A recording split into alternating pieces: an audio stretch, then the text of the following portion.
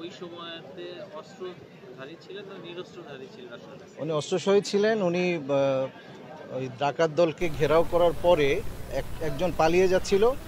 তো তিনি তাকে অত্যন্ত সাহসী ছিলেন, তিনি তাকে চেস করতেছিলেন। চেস মানে তাকে ধাওয়া করছিলেন যাতে ধরা যায়। সেই জন্য ওখানে যখন গেলে একটু দূরে যাওয়ার পরে দুষ্কৃতিকারী তার উপরে ছুরি দিয়ে আঘাত করে।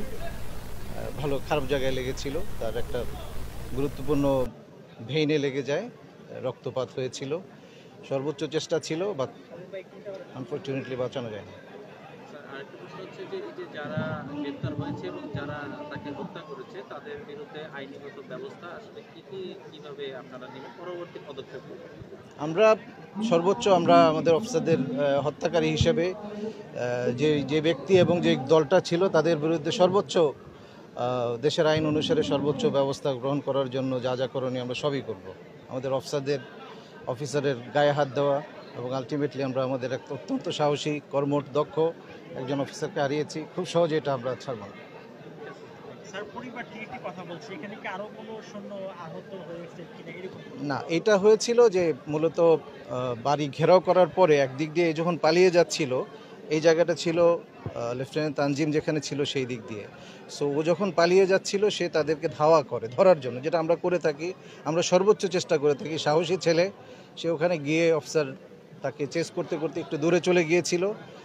চলে যাওয়া যখন জাপটে ধরেছিল তখন সে ইয়ে করেছে। এখানে অন্যরা এইখানে ছিল না। অন্যরা যখন টের পেয়েছে যে সে ধাওয়া করছে ততক্ষণে কিছুটা সময় লেগে গিয়েছে। এর মধ্যে তাকে 3টা কোপ দিয়ে ফেলেছে। ভুল জায়গায় ভুল একটা শিরার মধ্যে কোপ পড়ে গিয়েছিল। শিরাটা কেটে যাওয়ার পরে রক্তক্ষরণ হয়, ফলে তাড়াতাড়ি সে মৃত্যুবরণ করে। এখন পর্যন্ত কতজন আটক এবং উদ্ধার? আমরা 6 জনকে আমরা ধরেছি এবং অন্যান্য অস্ত্র, দেশীয় অস্ত্র, বিদেশি অস্ত্র আমরা উদ্ধার করা হয়েছে। তাদের বিরুদ্ধে আমরা সর্বোচ্চ দেশের আইন অনুসারে সর্বোচ্চ শাস্তিমূলক ব্যবস্থা আমরা নিশ্চিত করব ইনশাআল্লাহ। হামলাকারী একজন আছে, এখন বোঝা যাচ্ছে না। যারা পিছনে যারা ধরেছে এটা আমরা দেখে বলতে হবে। হামলাকারীদের মধ্যে অবশ্যই হামলাকারীদের অংশ হিসেবে আমরা 6 জনকে আমরা ধরেছি।